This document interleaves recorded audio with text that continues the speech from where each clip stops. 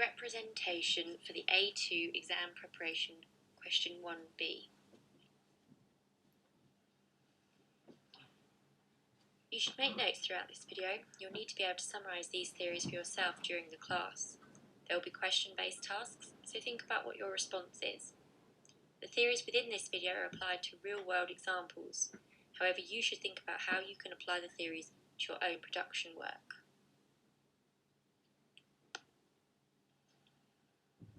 Question 1B in the exam asks you to talk about one of your productions in terms of key concept. The 5 key concepts that may come up are representation, media language, narrative, genre, and audience. The wording of the question may vary, but this is essentially what you'll be asked to do. There's no way to predict which of the key concepts will appear in the exam, even if you know what they had the year before, so you'll need a sound knowledge of the theories behind all of these concepts. There will be 5 videos over the coming weeks, one on each of the key concepts within the exam. The videos alone are not enough. You'll need to engage in class activities to make sure you understand how to use the theories contained in these videos. So, the exam is not asking how you made the production. Don't give lengthy answers on this. Instead, you'll need to analyse the theories and apply them to your production with examples of where you used or challenged the theory. In applying the theories to your own production work, it is advised that you choose your music video because it is still fresh in your mind. So these are some of the relevant representation theories, and we will be outlining these in this video. There are many more theories out there, and it will be up to you to accurately research any other theories you may wish to apply. In the exam, you can expect to include 3 or 4 theories in your response. You might be able to get away with only a couple, but you would get lower marks. To start, we can look at a definition of representation. So however realistic or compelling some media images seem, they never simply present the world direct. It is a construction, a representation of what is real. Because some images are represented over and over again by the media, these can become more familiar than reality. Your first task, can you think of an image we've seen in the media so many times that it seems real to us, even if it's not? To help you in your revision, you should look at websites such as mediaknowall.com. This website contains all the key information for media students. There are sections on each of the key concepts, and it will be useful for your revision. OCR often recommends its use. Beware of getting any information or revision information from sites such as Wikipedia. The sources are often unverified. So let's think about an idea of representation that might be more familiar to you. Think about how you present yourself online. Is your online persona one that truly represents all aspects of you as a person, or do you select the best parts for others to see? This is an image of me normally at home after a day's work. It's not necessarily a flattering image, so instead I might choose this one as my profile picture. My tired eyes are obscured, it looks like I'm on holiday, and the angle is flattering. If I chose this as my social media profile picture, I would be choosing how I represent myself to others and deciding how I want them to see me. This is similar to how the media chooses to represent the people, places, and events it shows. If you think about Andrew Goodwin's theory, which you've looked at previously, 2 of his points could be applied to representation. Number 4, the demands of the record label will include the need for lots of close-ups of the artist, and the artist may develop motifs which recur across their work, a visual style if you will. And number 5, there is frequently reference to the notion of looking, so screens within screens, telescopes, etc., and particularly the voyeuristic treatment of the female body. This is Jay-Z's video 99 Problems. In this case, the screen within the screen in the centre shows Jay-Z to be a big star, with particular reference to his cultural heritage, because the screen is placed within his hometown, a place where he would have been when he was younger. There are frequent close-ups of Jay-Z that show he is a normal man with problems just like anyone. Unlike other rap artist videos, these images are much more raw and show him as the person he was before fame. He wants his audience to see him this way. The lyrics suggest he has no problems with women, however he still manages to get a few images in of scantily clad girls. It's not necessarily a sexy image though, and he asks the audience to question these images with him, subverting the stereotype. We'll come on to that shortly though. Another theory is hegemony. Gramsci used the term hegemony to describe how the people in power will decide for the general population what is acceptable and what people should aspire to, etc. So the idea of wanting to be a pop star, it's not inherent, but it's what's been sold to us. A pop star lives a fantastic lifestyle. We might accept the American dream because we think we might be the lucky one who gets it one day, and fame and fortune will be ours.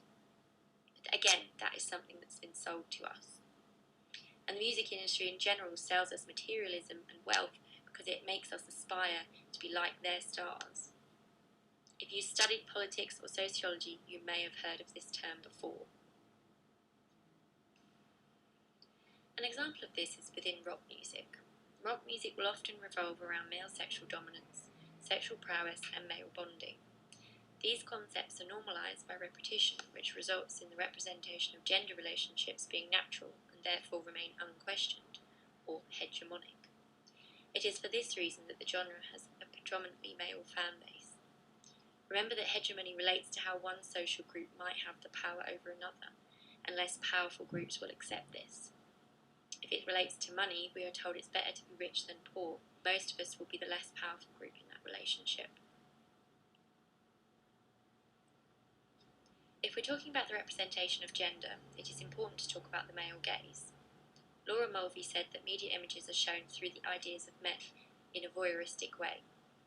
Women have also learned to recognise this and expect to be looked at. Mulvey believes that female characters within the media are either depicted as the virgin or the whore, with very little in between. It's also become the norm for female artists and film stars to represent themselves in a way that appeals to the male audience, using images in line with their male gaze. Here are some images from Nicki Minaj's music video for Super Bass from the album Pink Friday. She likens herself and her persona to a real-life Barbie. In this video there are many images of Nicki showing off her figure, looking suggestively at the camera and dancing provocatively. Normally you might see this in the music video of a male artist, but Nicki chooses to represent herself in this way to appeal to both men and women. The overtly feminine pink colours only help to do this. An artist may choose to represent their ethnicity in a way that will appeal to their target audience. The ethnicity of an artist can be obvious from the colour of their skin, or it can be implied through the language and iconography used throughout the video. You may have chosen to represent the ethnicity of your artist in a way that suggests their background and how or where they have been raised. Are the values in the video in line with the cultural values of the artist? This is the example of Rihanna's video for Rude Boy, where she makes reference to her cultural roots and the style of music in the track. She uses colours that are associated with the Caribbean and the hot climate of Barbados. She wears a grass skirt for island living and uses popular cultural dancing moves to reinforce who she is and to show us she is proud to be associated with her cultural roots. Next we have representation of age. Looking at the representation of age in a music video relates to the ideology of the artist itself. How have the characters in your music video been represented in terms of their age? Are they young? If so, what elements of youth culture are apparent, and how does this contribute to their image? Any kind of youth culture can be associated with deviance and criminality. Have you used this? If your artist is older, have you tried to tap into youth culture in any way?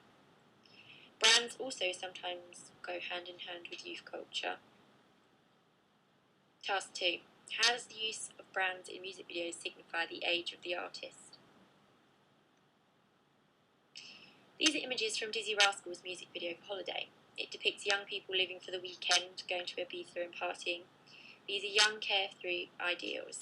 In the video, everyone is young, especially the women.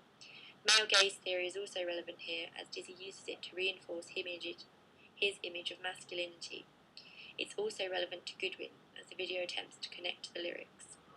The way the video is shot, the colours and cinematography connote hazy summer's days, where no one cares, for now at least. This represents a certain part of youth culture where young people are often expected to live life like this, a rite of passage where they can go on holiday with their mates and party throughout. By representing young people in this way, Dizzy ties the images in with the lyrics and talks directly to his intended audience. Next, stereotyping. Stereotypes widely circulate ideas or assumptions about particular groups. It's a way of categorizing to make sense of the world and all the information we are given. Stereotypes insist on boundaries, whereas in realities there can be a spectrum of differences. And stereotypes will often appear when several groups are being represented to help segregate the different representations for recognition. E.g., think of the groups within EastEnders and how they all are heightened versions of reality. Subverting a stereotype is to challenge it. Consider whether you have done this in your music video, or have you conformed to generic convertyping. Task 3. Can you think of a music video where they have used or challenged stereotypes? Here is an example. Pink subverts the stereotypes of female pop stars in her music video for Raise Your Glass and shows that she breaks the mould. Pink does this in a lot of her music videos as she represents herself as the antidote to most of the stereotypical images of women in pop music. Next we have the star as a construction. Richard Dyer talked about the idea that a star is an image, not a real person, that is constructed, as any other aspect of fiction is, out of a range of materials, e.g. advertising, magazines, etc., as well as films and music. You can apply this to any individual in the public eye whose image is reproduced by the media.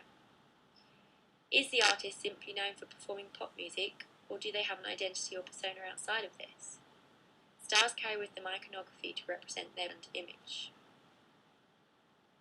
Take, for example, Lady Gaga. These images are from the music video for Telephone. Lady Gaga is not a real person. Stephanie Germanotta is the person behind the star image. She's been very successful from the image she has created of Lady Gaga. In truth, she can come across as a very normal person in interviews, but her star persona is eccentric and pushes boundaries. This helps to create controversy and sell her as Lady Gaga. There is very little of the real person present, and even when she tries to show us that her music represents something of who she is, this in itself is still a clever construction of her representation. Task 4. How are you going to remember theorists? What acronyms can you use to help you remember these theories for the exam? Come up with some to share in the lesson. Finally, make sure you sum up the theories you have seen in this video for applying to your music video in the lesson. You'll need some pretty good notes, and I will be testing you. Ta-da!